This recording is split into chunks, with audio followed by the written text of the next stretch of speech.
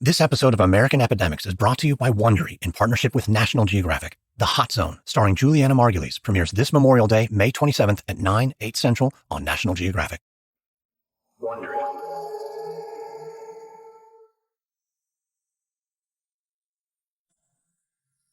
It's September 2014 in Monrovia.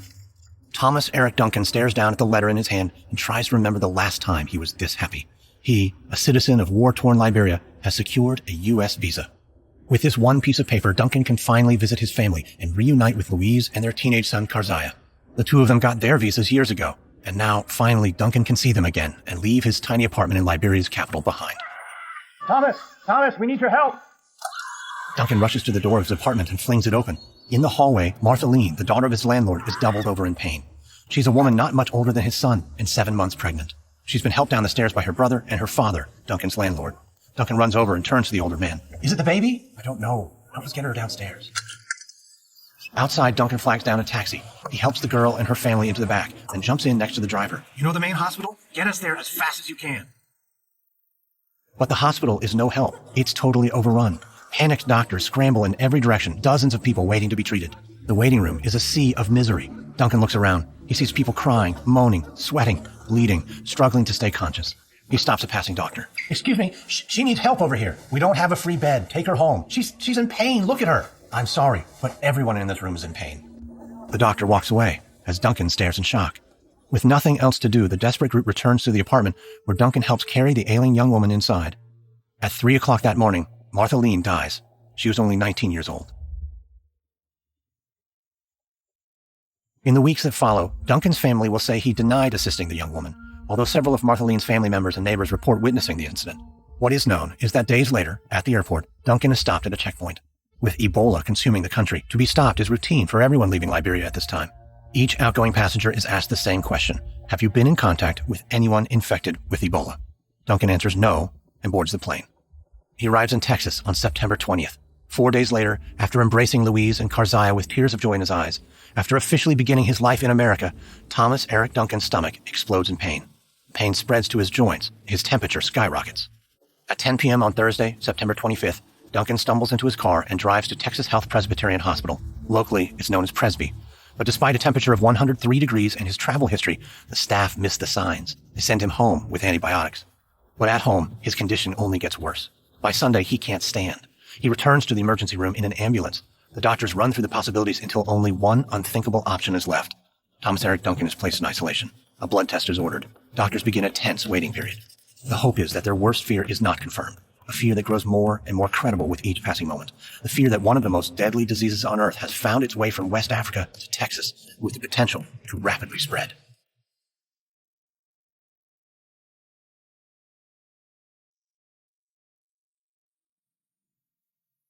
From Wondery, I'm Lindsey Graham, and this is American Scandal.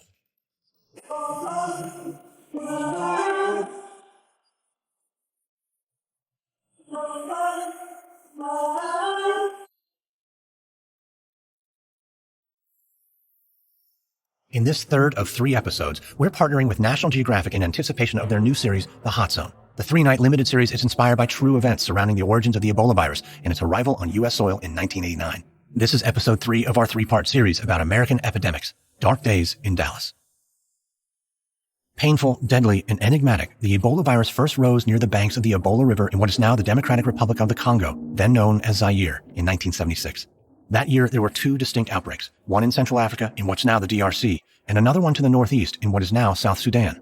The outbreaks claimed 431 lives that year, and medical professionals immediately recognized that a formidable viral threat had emerged.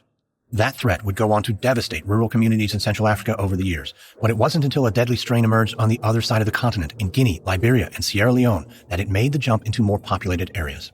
In 2014, it would go on to find its way from West Africa to U.S. soil, sparking widespread public concern. Officials rushed to contain the West African outbreak and to halt the deadly disease, both lethal and terrifying in its march from town to town, city to city, and eventually continent to continent. Like all viruses, Ebola has one goal: to replicate. When it enters a human body, it is ruthlessly efficient in achieving this objective. Ebola first hunts down special immune cells and disables the body's ability to fight the infection. Then it starts to replicate in earnest, spewing thousands of copies of the Ebola virion into the bloodstream. The virus spares skeletal muscles and bones, but not much else. Then the disease lies in wait. Symptoms can take up to 3 weeks to appear. When they do, they might first be mistaken for those of the flu, fatigue, fever, joint and muscle pain, headache. But then comes abdominal pain, diarrhea, vomiting, and finally, internal hemorrhaging that in some cases may cause bleeding from the victim's eyes, ears, nose, or mouth. There is no cure, no vaccine. Previous outbreaks of Ebola have killed about half those infected, with a few more deadly epidemics claiming up to 9 out of every 10 victims. Like HIV, Ebola is spread through direct contact with bodily fluids of an infected person. Nursing mothers can pass it to their infants. Husbands can give it to their wives. Healthcare workers can contract it caring for a sick patient or disposing of a contaminated needle. Ebola is very difficult to treat, but it can be contained. Victims can't spread the disease until they begin to display symptoms, which means that since Ebola's discovery, periodic flare-ups of the disease have been managed through careful quarantine and the courageous work of dedicated health and community workers. Containment has kept Ebola in check. But those who have worked on the front lines during these outbreaks worry that a threat is looming, that the unthinkable could happen, and one day it does. The outbreak starts in late 2013 in Guinea, a country on the western edge of Africa. It spreads from a single tree at the edge of a village so remote its name, Miliandu, translates to, "This is as far as we go." There, 2-year-old Emile Uwamwano is ready to play. This afternoon, his mother is busy preparing food for the week. Bored, Emile wanders off to the most fun place in the village, the large, dark, hollow tree where the bats live. The tree has small vines to tug on, and Emile can't wait to climb it when he gets just a little bigger. As he peers up into the dense branches that disappear into the sky, he reaches out to touch the tree bark, then rubs his eye. Maybe he inadvertently touched a drop of bat guano laced with the virus. Maybe he was unknowingly bitten. No one will ever know for sure. But what people will later come to understand, however, is that it began in this moment in Miliandu with Emile. Within days, Emile is vomiting. He has a fever and blood in his stool. His condition worsens quickly, and on December 6, 2013, the boy dies. Within weeks, his mother and sister join him, and his grandmother becomes ill. Emile's grandmother, recognizing that she's come down with whatever sickness just killed her daughter and grandchildren, travels to the largest nearby town, Gekadu, for treatment. There she stays with a nurse who does his best to treat the dying woman, but fails. Eventually, the nurse dies as well, but not before traveling to Macenta, Guinea, a town of nearly 90,000 people. The virus only spreads from there, beginning to engulf the entire region. On March 22, 2014, the World Health Organization makes the official announcement: Ebola is in Guinea. At this point, the agency knows an investigation is needed. WHO operatives spend months tracing the disease all the way back to Emile Uwamwano's tree, but the agency stops short of declaring an emergency. By July, the virus is also tearing through Liberia and Sierra Leone, and by mid-August, more than 1,000 people are dead in all 3 countries. Unlike the Democratic Republic of Congo or Uganda, these countries have no experience with the disease, and their health officials are also grappling with crushing poverty and barely functioning government health systems, making a timely response even more challenging. As international health groups try to respond, efforts are hindered by poor communication, lack of coordination, and turf wars among aid groups and government agencies. Health officials are also at odds over how to describe the dangers of Ebola, trying to balance the urgent need for public awareness with heading off panic. When local aid workers with Doctors Without Borders try to raise the alarm, highlighting early mortality rates of up to 90%, the top spokesman for the World Health Organization sharply and publicly warns them not to exaggerate, citing the potential disruption to economic life in the local countries. The squabbling and missteps leave some aid workers frustrated. The prospects of the disease taking hold and spreading across the globe are real and growing, and American government officials know the time has come to prepare a response.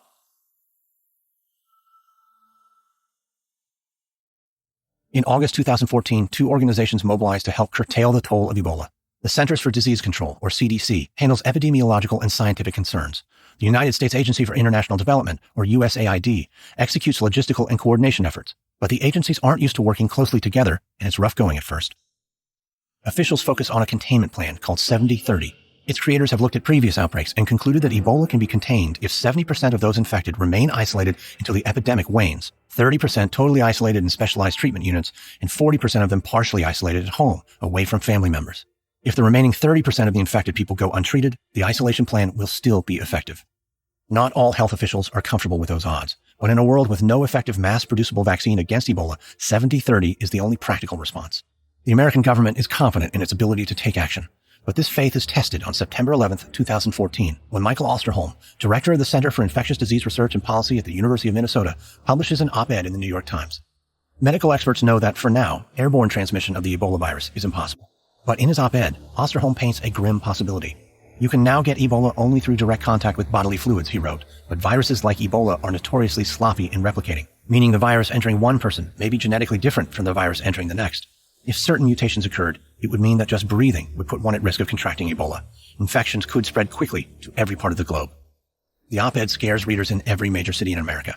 It reverberates coast to coast, its impact penetrating directly into the White House's Oval Office.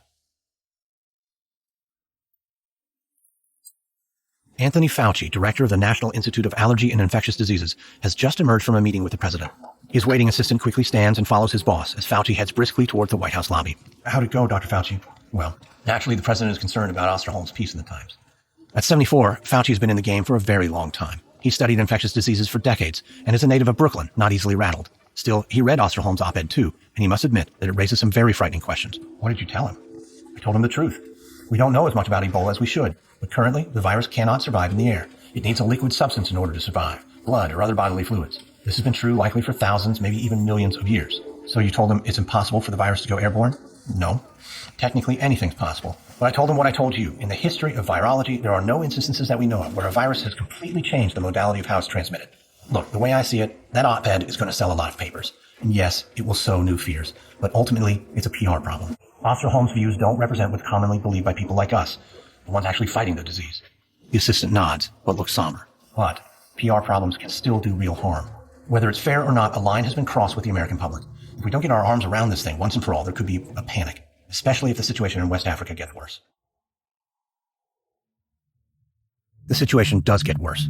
By October 2014, Ebola has not slowed laying waste to many African communities. More than 7,000 West Africans are infected, over half of them residents of Liberia. All of this despite the best efforts of local Liberian doctors, the CDC, and other international organizations such as Doctors Without Borders. President Obama decides the U.S. must step up its response. He dispatches Lieutenant Colonel Ross Lightsey of the 101st Airborne Division to Liberia. Lightsey puts the Army to work, deploying soldiers to erect Ebola treatment units and blood testing labs. The Obama administration and Lightsey himself recognize the potential for troubling optics. It doesn't look good for the American military to mobilize in a foreign country, even with a humanitarian objective. Lightsey tries to reassure skeptics, declaring, Liberia is the center of gravity here. The U.S. Army is not the center of gravity. We don't own Liberia. We don't own this mission. We're in a supporting role. And with the Army at work, mindful of maintaining respectful and supportive dynamic with both local Liberians and the CDC, all seems to be going according to plan. That is, until a horrible announcement is made in the United States, one that was never part of any plan. The possibility of the worldwide spread of Ebola strikes deep, dark fear in our hearts because in a palpable way, it threatens the very future of human existence. From cholera to influenza to malaria, global pandemics have tested the limits of human ingenuity, and in every case, heroes have emerged. The Hot Zone, an upcoming National Geographic series, is inspired by true events and portrays the 1989 arrival of Ebola on U.S. soil. When this killer virus suddenly appeared in monkeys in a scientific research lab in the suburbs of Washington, D.C., there was no known cure. A heroic U.S. Army scientist, Lieutenant Colonel Nancy Jacks, played by Juliana Margulies, put her life on the line to head off the outbreak before it spread to the human population. I got to preview the show, and it is gripping, edge-of-your-seat television, and even more terrifying by the fact that it is inspired by true events. So don't miss The Hot Zone, a 3-night limited series premiering on Memorial Day, May 27th at 9/8 Central on National Geographic. And stay tuned at the end of this episode to hear a trailer for The Hot Zone.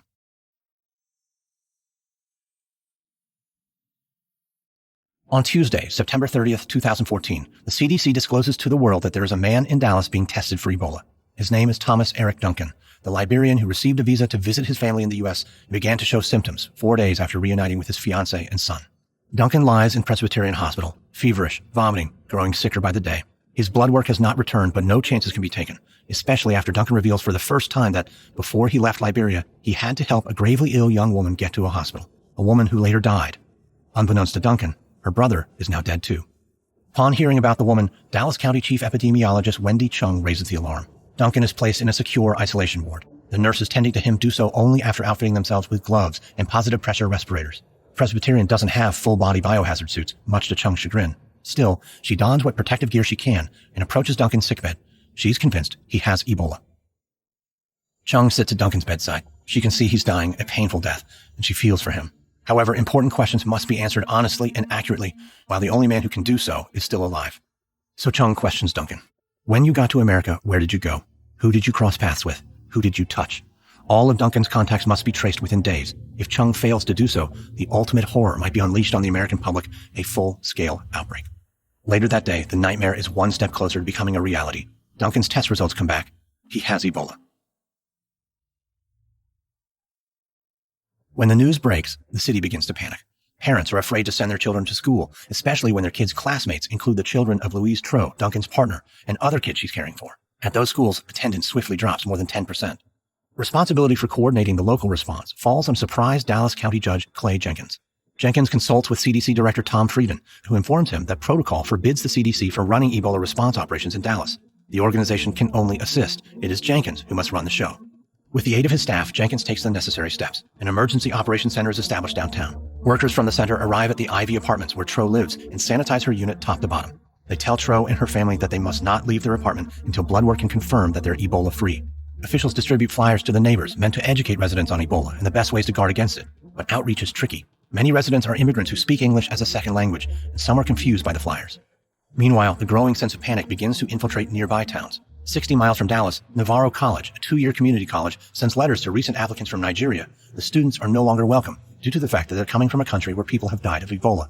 Several members of Congress call for complete travel bans on West African countries. Anthony Fauci and Rajiv Shah, director of USAID, believe that a travel ban is precisely the opposite of what needs to happen. They warn the president that a ban would bar American specialists from traveling to West Africa where they're needed most in this critical time.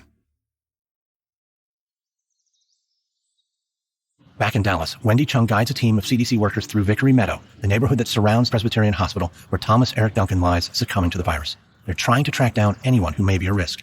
Chung stands in the dark hallway of a squat apartment complex 4 blocks from the hospital.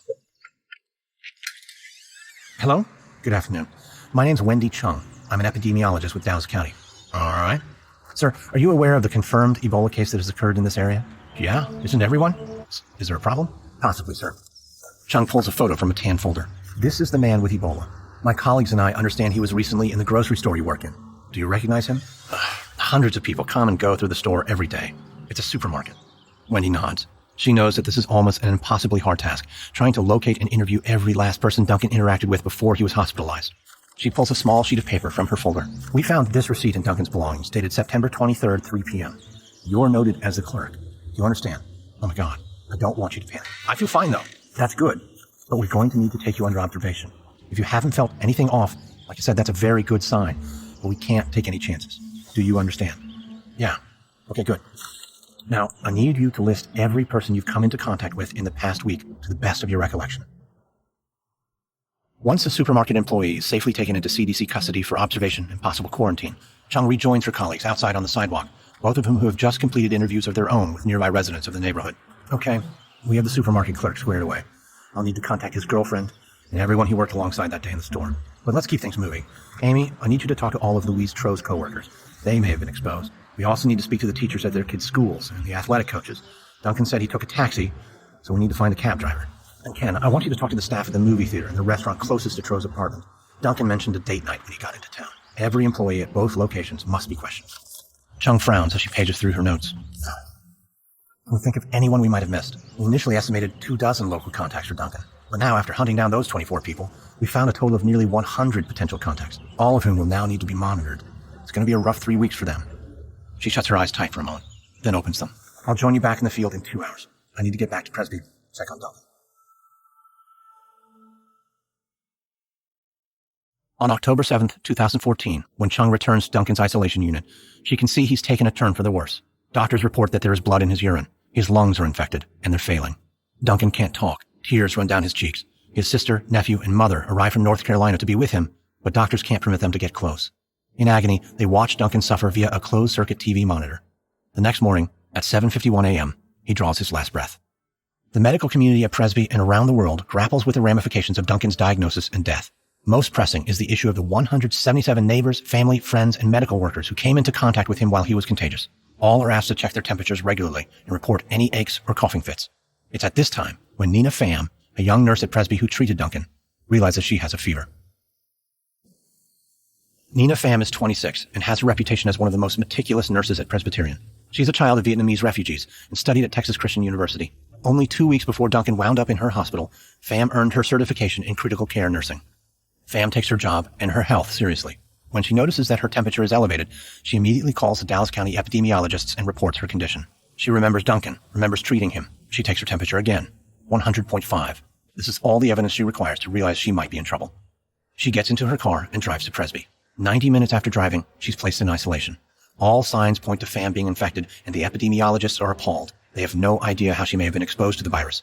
Pham will later describe the first days of care for Duncan as chaotic, but CDC officials insist that hospital staff was given information on Ebola.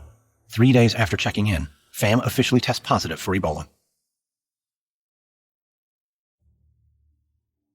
Days later, 29-year-old Amber Joy Vinson returns to Dallas from Cleveland, where she spent time with her family planning her upcoming wedding. Vinson is a co-worker of Pham's who's treated Duncan alongside her. One day, Vinson is delightedly trying out wedding dresses, but the next day, she has a temperature of 99.5. Vinson takes herself to the hospital and reports her symptoms. Blood tests are ordered. The next day, the results confirm that she, too, is infected with Ebola. Vinson's diagnosis prompts a spike of unease among federal personnel. With Vinson's help, they calculate that the young nurse interacted with 150 people in Ohio and 87 people from her flights there and back. Multiple airline workers are placed on paid leave, and one of the planes she sat on is removed from service. News of both Pham and Vinson's conditions quickly goes public. Both women are separated from everyone they love as they undergo treatment. They now fear for their lives.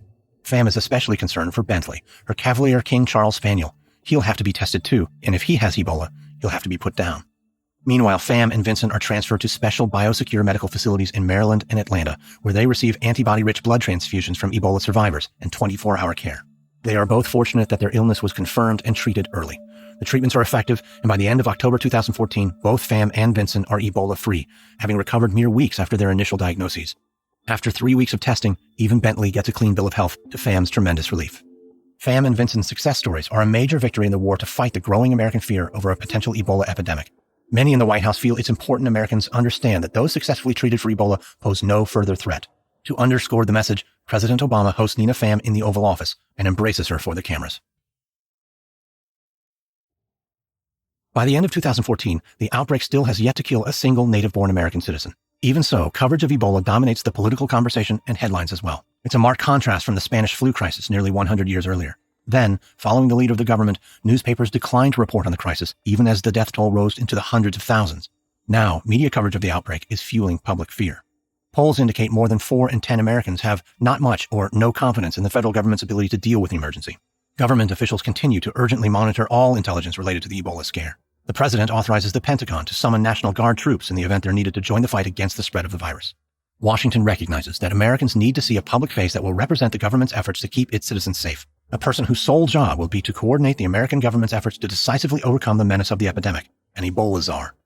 The president assesses several potential candidates before settling on Ron Klain. He's served as chief of staff to 2 vice presidents, and he has a reputation as a problem solver. The White House announces Klain's appointment on October 17th. On October 23rd, Craig Spencer, a 33-year-old aid volunteer with Doctors Without Borders, is back home in New York, having recently returned from Africa. He wakes up in the morning with a fever. It doesn't take Spencer long to grasp the reason why. He dresses and checks into nearby Bellevue Hospital with a temperature of 100.3. He's placed in isolation and tested for Ebola. Bellevue notifies federal authorities, and when Spencer's results come in, the news is bad. He has contracted the virus. In the White House diplomatic room, Ron Klain meets with President Obama, Chief Homeland Security Advisor Lisa Monaco, and Chief of Staff Dennis McDonough to discuss options. In Klain's mind, there are only 2. First, Spencer must make a full recovery. Second, they better make sure the disease doesn't spread from him to anybody else. If not, the consequences could be catastrophic. Americans will believe an epidemic is truly underway, one with no cure, no hope, and no telling where the vicious disease may strike next.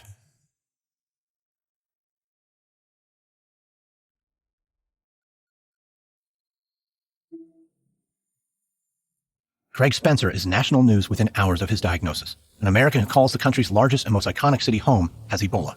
The anxiety in New York City is palpable. This is a city with millions of people in it, the majority of whom rely on public transportation to get around. Many worry they can get Ebola from riding the subway or touching the wrong door handle. Ron Klain recognizes he's been confronted with a major test. Spencer must survive without spreading the disease to anyone else. If he dies or infects anyone else, the national panic might increase. His death could be a major setback to future Ebola treatment efforts, causing other hospitals throughout the country to resist accepting afflicted patients. Klain receives regular briefings on Spencer's progress in New York, but just a few miles from Bellevue Hospital, where Spencer's being treated, a new problem has landed, one that will put further strain on the American officials doing their best to limit Ebola's damage. Officials across the country are confronted with a tough task: where to draw the line and how to balance privacy with public safety amid an increasingly edgy public. That conflict soon comes to a head. Casey Hickox arrives at Newark's Liberty International Airport on Friday, October 24th, 2014. It's been a very long flight from Sierra Leone, and she's utterly exhausted. Like Spencer, Hickox is a volunteer with Doctors Without Borders. She's worked in an Ebola treatment clinic where the toll of the disease was so severe, workers had long given up on counting the dead. The last thing Hickox did before boarding the plane back to the United States was stand powerless as a 10-year-old girl perished just feet from where Hickox stood. The aid worker thought she was prepared for the carnage she would encounter in Sierra Leone, but she wasn't. She wonders when the numbness will wear off as she approaches immigrations officers after exiting the plane. When asked if she's returning from West Africa, Hickox responds with the truth. It takes her a moment to process what happens next. The immigrations officer pulls her aside and tells her to follow him, and she does. They wind down corridors descending into the depths of the airport before arriving at a small, windowless screening room illuminated by painfully harsh fluorescent lights. Inside, there's a plain aluminum table and 2 chairs. Hickox instantly recognizes this as some sort of interrogation facility. Before leaving, the immigrations official orders her to take a seat. Hickox is now worried, wondering what is about to happen to her. She waits alone in the interrogation room for what feels like an eternity. Finally, she is greeted by an unsmiling government official who declines to introduce himself and instead begins questioning her. Miss Hickox, you say you recently returned from West Africa. Yes. Where in West Africa? Specifically, Sierra Leone. And I understand you were with Doctors Without Borders, working with Ebola patients. Yes. Well, then you obviously understand our concerns. Not really. I followed strict protocols to prevent infection, and I have no symptoms. I'd like to leave now if that's okay. It is not okay. We're obligated to protect the health and safety of American citizens. It's very difficult to trust the word of someone who would go to an infected area and then casually attempt to re-enter the country. I'm sorry. What are you accusing me of? I did nothing wrong. We'll make that determination. You say you don't have Ebola. What makes you so sure? I think I would know, like I said. The door opens, and a second man walks in. He's carrying a thermometer. I need to check your temperature. Check my temperature? What, to see if I have a fever? You already know it's going to be elevated. I've been stuck in this room for hours. I can tell my cheeks are flushed because I'm frustrated. That's going to throw off the reading. I don't see why it would. Now open up. The official places the thermometer in Hickox's mouth, turns to her interrogator and reports 101 degrees. Hickox explodes. This is insane. I told you my temperature was going to be elevated. That reading has nothing to do with Ebola, and you know it. The official with the thermometer only leaves. Hickox begins to realize she's in serious trouble. The remaining official tells her, you're not up to date with the latest news. The governors of New York and New Jersey have declared that any traveler arriving from West Africa who has had contact with an Ebola victim, as you have, is subject to a mandatory 21-day quarantine. You're allowed to remain in your home for the duration of the isolation period, subject to daily check-ins with medical personnel. Hickox swallows hard. I live in Maine. Well, in that case, I suggest you make yourself comfortable, because you're going to be staying with us for some time. Hickox is eventually transported in an ambulance with a police escort to a hospital in New Jersey. There, she's quarantined in a heavily guarded isolation tent. The tent has a portable toilet, but no shower. When Hickox asks how she's supposed to clean herself and maintain basic daily standards of hygiene, she is handed a sponge, a bucket, and nothing else. The tent staff draws her blood for testing. Hickox's blood is tested twice and comes back negative for Ebola twice, yet she is still not allowed to leave. Her detention makes headlines and sparks a national debate. Finally, about 80 hours after she stepped off the plane from Sierra Leone, Hickox's lawyer is finally able to step in and free his client. Hickox returns to Maine, where she is critical of the ordeal she's been through and calls for science and compassion instead of fear. Compassion means responding to this outbreak instead of ignoring it, she writes in an op-ed for The Guardian. It means fighting our own irrational fears and learning more about Ebola and the people who are battling it. Finally free, she is relieved to know it's over at last. Also relieved is Craig Spencer. The staff of Bellevue Hospital triumphed, and Spencer has made a full recovery. Meanwhile, in Dallas, thanks to the efforts of the CDC and local government, the disease is contained by November 2014. There are no further reported Ebola cases in America that year or the following year. Though quarantine procedures were properly applied, doctors recognize that they are no nearer to a cure. They continue their ongoing struggle to understand the virus. The next year, encouraging signs emerged from West Africa. In December 2014, Guinea, Sierra Leone, and Liberia collectively report more than 3,000 new cases of the disease. But in 2015, that number begins to steadily fall. By April, only 1,120 new cases are reported. The containment strategies and the global mobilization of scientists, the military, and local West African citizens have done some good. The outbreak is at last beginning to die down, just as past outbreaks did. This time, though, more infected people have recovered than ever before. Official tallies count 17,000 West African survivors, though the death toll has been enormous. Through the massive challenges of the response to the outbreak, health officials reflect on vital lessons. They find the most effective response came from staff who took into account local culture and community dynamics. Many NGO employees who visited remote villages recognized that they couldn't simply make speeches about the dangers of Ebola. They needed to build trust in the community first. So they spoke to village elders and won them over. The elders in turn told those who looked up to them to take Ebola seriously and seek treatment. Many did so, and lives were saved. Also, health workers who were from these communities themselves took a lead role interviewing patients, caring for the sick, and navigating crucial family ties to determine how best to stem further infection. But back in the U.S., Wendy Chung is troubled. Disaster was averted this time. But what about next time? One day, another epidemic will come. Will the government be any better prepared than it was in 2014? She doesn't think so, and she wants the world to know that this is a very serious problem. In 2015, Chung participates in a panel to discuss how urban public health departments can defeat infectious disease. She tells those in attendance that it's time to wake up. Her team didn't have enough resources when Ebola came to Texas. The information tracking system they used was out of date. Epidemiologists were called upon to handle logistical tasks they were never trained for. She tells the audience, "We can't continue like this. The next war against disease will arrive. It's inevitable. To meet that threat, Dallas County Health and Human Services needs more personnel. At present," Chung says, "the county has only one epidemiologist per 300,000 residents. It needs one for every 100,000. Chung stresses that there are no shortcuts to the human investment in a public health response. You need to invest in your people, she says, and you need to invest in a particular type of people. On her way out the door from the lecture, she can't help but wonder, will her government heed her warnings? Lives hang in the balance, and the clock is ticking. In 2015, President Obama invites key members from various health organizations involved in combating the virus to an event in Washington where they are thanked and given the opportunity to meet survivors. Craig Spencer, Amber Vinson, and Nina Pham are there. So is American Ebola survivor Kent Brantley, a 33-year-old missionary who beat the disease after contracting it in Liberia. Pham owes her life in part to Brantley, for it was a blood transfusion from him that helped her overcome the disease. In a televised speech, Obama declares that when it comes to Ebola, the United States will pivot from containing the virus to eliminating it altogether. Our focus now is getting to zero, he says, because as long as there is even one case of Ebola that's active out there, risks still exist. Every case is an ember that, if not contained, can light a new fire.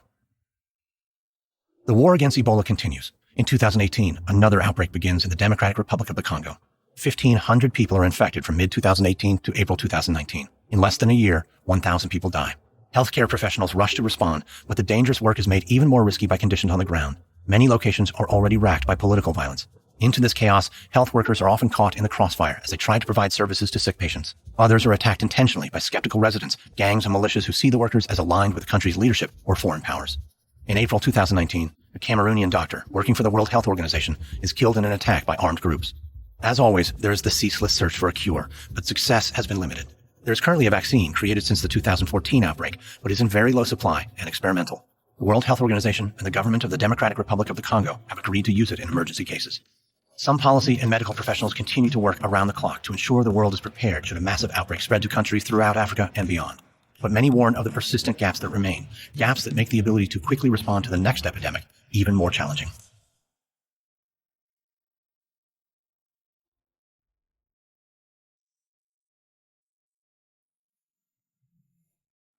The outbreak in 2014 wasn't America's first brush with Ebola. In fact, the virus first landed on U.S. soil in 1989 in the suburbs of Washington, D.C. The story of how it got there and what happened next is the subject of The Hot Zone, a 3-night limited series premiering on May 27th on National Geographic. The series stars Golden Globe and Emmy Award-winning actor Juliana Margulies as Lieutenant Colonel Nancy Jacks, a real-life Army scientist who worked to identify the virus and contain it. We heard from Juliana on last week's episode about her experience making the show. Go back and listen if you haven't already. But today, we've got the real Nancy Jacks here to talk to us about her experience fighting Ebola back in 1989 and how prepared the U.S. is today. I hope you enjoy our conversation. Colonel Nancy Jacks, thank you so much for speaking with us today. You're welcome. In this episode, we've heard what it was like for public health care workers and officials in the U.S. to deal with Ebola in 2014. But that was a fairly different experience than what you went through. What was it like to work on the front lines of Ebola in the 1980s? Well, it was a lot different. Actually, probably the reason I got primarily involved with the rest and played such a central role is I had been doing Ebola research work for quite a few years, and I was very experienced with it. My husband and I are both Army veterinarians. We met in vet school. There was a military post. He was a year ahead of me in school, and he worked at Fort Riley, which was adjoined Kansas State University. And then when I got out, I needed a job, so we joined the Army, and the rest is kind of history. We have been stationed in a lot of really cool places and done a lot of really cool things.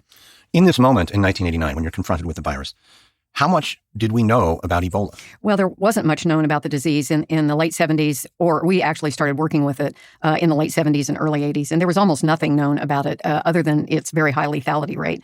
At that time, there were 2 strains of Ebola, but the most deadly was Ebola Zaire. And that had nearly a 90% mortality rate in the early stages. The virus, we were at that time able to characterize it as a filovirus. There are only 2 viruses in that family. That's Marburg virus and Ebola. They're both very deadly pathogens for humans and non-human primates as well, or monkeys. And a lot of other species it does not affect at all. It tend to break out in very explosive outbreaks, but it did respond to quarantine.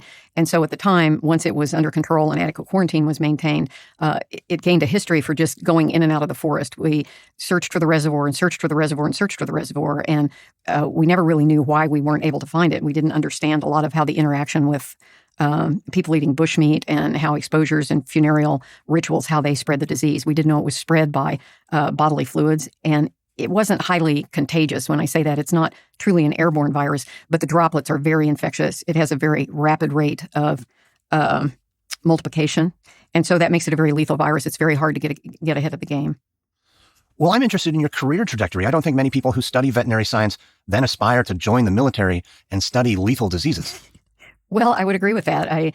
Everybody said, why did you want to be a veterinarian, or how did you get interested? My husband and I both grew up in rural communities, but I don't ever remember wanting to be anything else. And for the standard reason, you love animals, you love horses, you love dogs. I never wanted to be anything else. And that my trajectory was very linear until I got through vet school.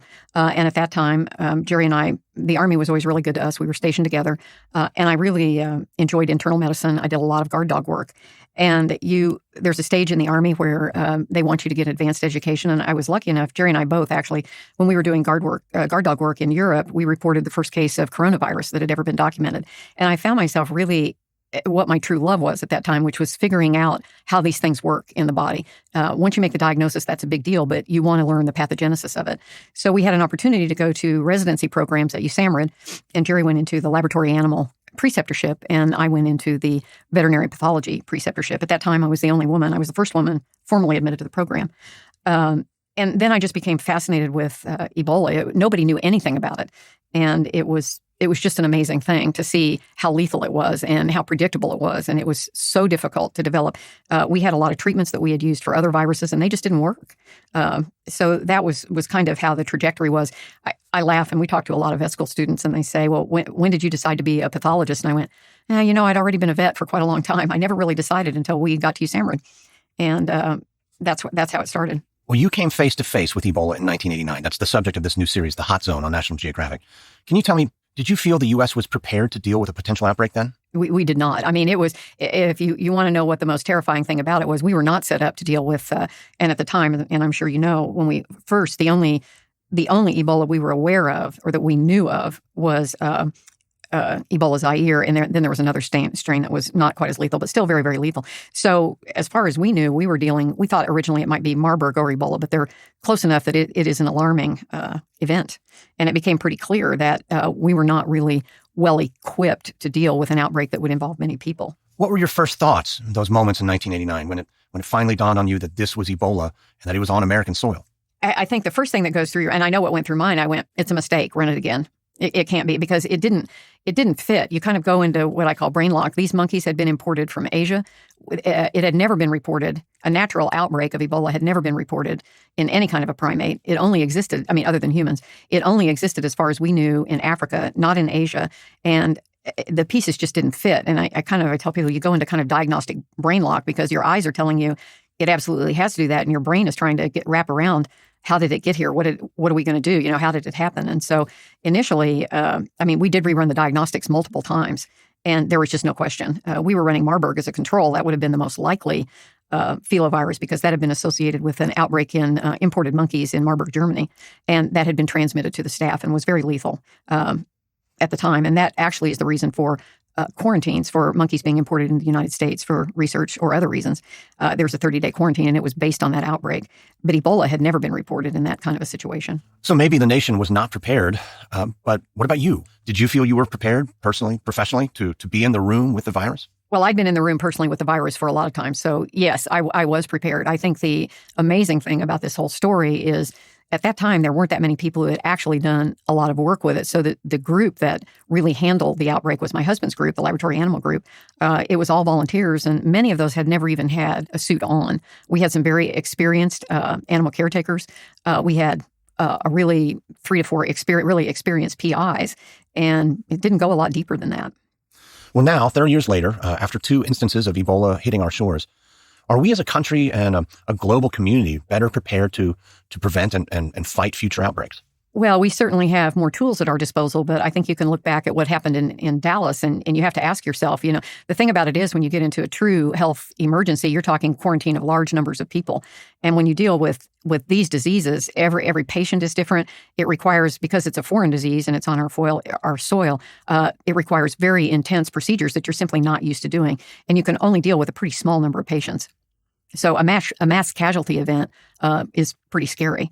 And I think it didn't surprise anybody that it could happen. I mean, we all know that as travel has expanded, as people are moving from one continent to another, we just have a lot more mobile society. We've also made inroads into a lot of places we haven't been before. And that's what happens. And then just viruses alone, we pop up with a new pretty deadly one about every 10 years. Is that one of your largest fears, a new virus? Well, you're always worried about a new one because you don't know anything about it generally. And so you have to work through a group of assumptions. I think the other one would be that it's a known virus that we maybe thought would have been exterminated, but we now know a lot about, but we have a pretty naive population immunologically. People aren't vaccinated for a lot of diseases that they used to be.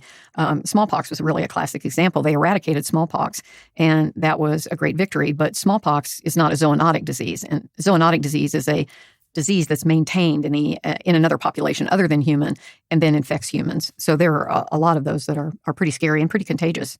And finally, not too many of us get to see our lives reenacted on television. What was it like? Well, it's interesting. I mean, primarily because this happened 25 years ago. So you're transporting yourself back to an event, and you're a lot older.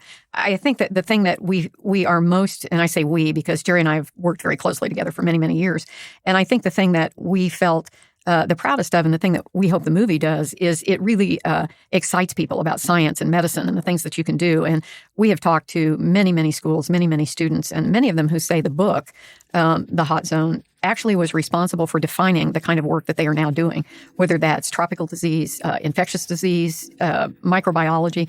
They were inspired by that book, and they read it at a very young age. And I think it was an amazing story, and that's the thing that happened that we felt was the biggest positive thing that came out of that.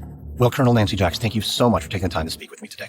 You're welcome. That was my conversation with Colonel Nancy Jacks. Her story is the subject of a new 3-night limited series on National Geographic called The Hot Zone. It premieres on May 27th at 9/8 Central. From Wondery, this is American Scandal. I hope you enjoyed this episode, brought to you by National Geographic. If you did, subscribe now on Apple Podcasts, Spotify, Google Podcasts, Wondery.com, or wherever you're listening to this right now. If you're listening on a smartphone, tap or swipe over the cover art of this podcast. You'll find the episode notes, including some details you may have missed. And if you like this show, one of the best ways to show your appreciation is to give us a 5-star rating and leave a review. I always love to know your thoughts, and reviews are the best ways for others to find the show. Tell your friends and family, show them how to subscribe. You can also find us and me on Twitter and Facebook. Follow the show at AHTellers, and I'm at Lindsey A. Graham. And thank you. If you'd like to learn more about Ebola, we can recommend a great book we drew on for this episode, Epidemics by Reed Wilson. American History Tellers is hosted, edited, and produced by me, Lindsey Graham, for Airship. Sound designed by Derek Behrens. This episode is written by Hannibal Diaz. Edited by Dorian Marina. Edited and produced by Jenny Lauer Beckman. Our executive producer is Marshall Louie. Created by Hernan Lopez for Wondery. And now, the audio trailer of The Hot Zone from National Geographic. This is one of the deadliest places on Earth. From National Geographic Every known virus is here. comes a terrifying story What are we testing for? Ebola Zaire. inspired by true events. It's learning. This Memorial Day, It's evolved. when Ebola landed on U.S. soil, It will wipe us out if we don't get ahead of it. they risked everything to contain it. It's here. You brought it back here? Juliana Margulies stars in Oh my God. The Hot Zone, May 27th at 9 on National Geographic. In the small town of Fox Lake, Illinois, Joe Gliniewicz was a hometown hero and 30-year veteran of the local police department. On September 1st, 2015, just 1 month from retirement, he was found dead outside an abandoned cement plant, shot in the chest twice at close range. While the town and Joe's family mourned his passing, hundreds of police officers launched a manhunt to find his killer. After weeks of searching, the lead investigator discovered chilling secrets about Joe, the local police department, and the village of Fox Lake. These were secrets that, once uncovered, would put the town in the national spotlight and haunt them for years to come. Wondery's shocking true crime podcast, Over My Dead Body, is back for a 3rd season with a story about corruption, betrayal, and the secrets of a fallen hero. Follow Over My Dead Body Season 3, Fox Lake, on Apple Podcasts, or you can listen early and ad-free by subscribing to Wondery Plus in Apple Podcasts or the Wondery app.